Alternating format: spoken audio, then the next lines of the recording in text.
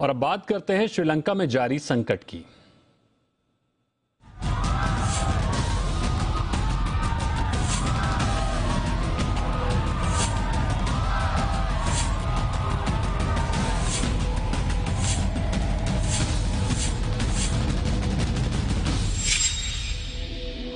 श्रीलंका में जारी राजनीतिक और आर्थिक संकट के बीच राष्ट्रपति पद के चुनाव की तारीख का ऐलान हो गया है। भारत के पड़ोसी देश में 20 जुलाई को राष्ट्रपति पद के लिए चुनाव होगा, जबकि 18 जुलाई तक नामांकन कर सकते हैं। इस खबर पर कोलंबो से हमारे साथ जुड़ रहे हैं हमारे सहयोगी अमित भिड़े। अमित, 20 जुलाई को राष्ट्रपति चुनाव होने वाले हैं। राष्ट्रपति की रेस में कौन कौन है ये तो आप बताइए ही, लेकिन मौजूदा हालात कैसे हैं वो बताइए, क्योंकि पिछले कई दिनों से जो हम लगातार देख रहे हैं कि वहां पर काफी उपद्रव देखने को मिल रहा था। राष्ट्रपति भवन में लोग मौजूद थे। हालांकि अब खबरें आ रही थी कि राष्ट्रपति भवन और तमाम सरकारी इमारतों को खाली करा लिया गया है, लेकिन फिर भी मौजूदा हालात कैसे हैं?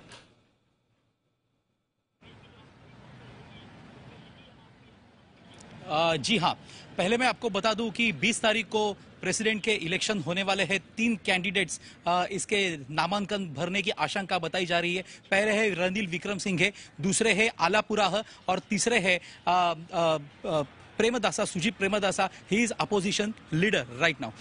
अभी श्रीलंका के जो हालात है उनकी अगर बात की जाए तो श्रीलंका में जो 4 दिन पहले हमने देखे थे प्रोटेस्ट, वो प्रोटेस्ट महिंदा राजपक्षे के भाई और प्रेसिडेंट गोटाबाया राजपक्षे ने जब रिजाइन किया उसके बाद प्रोटेस्टर्स तो निकल गए हैं यहां से। फिलहाल शांति बनाई रखी हुई है, पर फिर भी यहां पे तनावपूर्ण स्थिति है।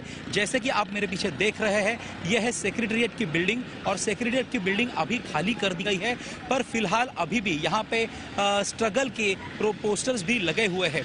श्रीलंका में जनसामान्यों के जीवन की अगर बात की जाए तो उनके हालात अभी भी इतने ही बुरे हैं। यहाँ पे पेट्रोल पंप पर अगर जाएंगे तो पेट्रोल पंप पे 5-5 किलोमीटर की लाइन लगी हुई रहती है, क्योंकि लोगों को पेट्रोल नहीं मिल रहा है। पेट्रोल 520 रुपया लीटर, डीजल 480 रुपया लीटर यहाँ पे मिल रहा है।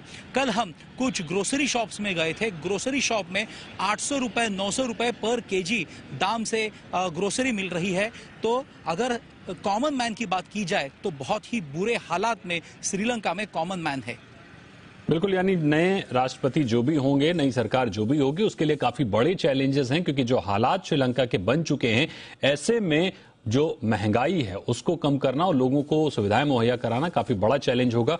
और कौन कौन नाम है राष्ट्रपति की रेस में, ये एक बार बताइए।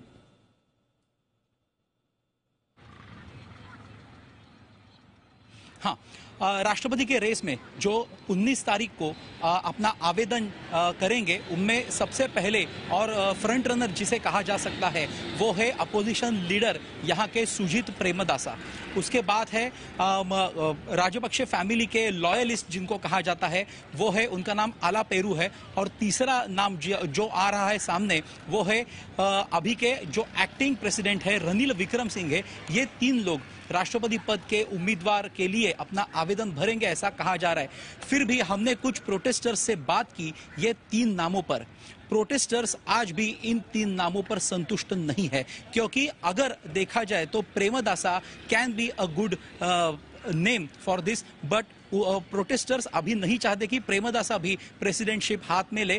कुछ प्रोटेस्टर्स का मानना यह भी है कि Premadasa is a mafia man, तो प्रेमदासा वहां पे आए और सरकार स्थापन करे, ऐसा उनको नहीं लगता प्रोटेस्टर्स का यह कहना मैं आपको बता रहा हूं। उसके बाद विक्रमसिंघे, अभी विक्रमसिंघे, रणनील विक्रमसिंघे बिल्कुल ही नहीं चाहेंगे प्रोटेस्टर्स, क्योंकि अभी भी फिलहाल रणनील विक्रमसिंघे गो करके नारे लग रहे हैं।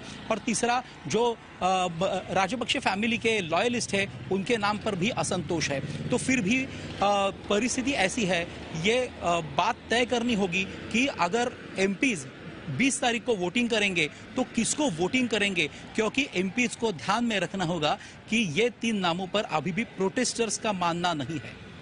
लेकिन ये बड़ा अहम बात आपने कही कि अगर प्रोटेस्टर्स इन 3 नामों के साथ भी नहीं है, जो नाम सबसे आगे चल रहे हैं, तो अगर इन 3 नामों में से किसी एक ने भी राष्ट्रपति पद की शपथ ली तो उसके बाद भी इस बात की क्या गारंटी है कि उपद्रव शांत हो जाएगा, या फिर ये जो हम देख रहे थे उपद्रव वो ये बंद हो जाएगा?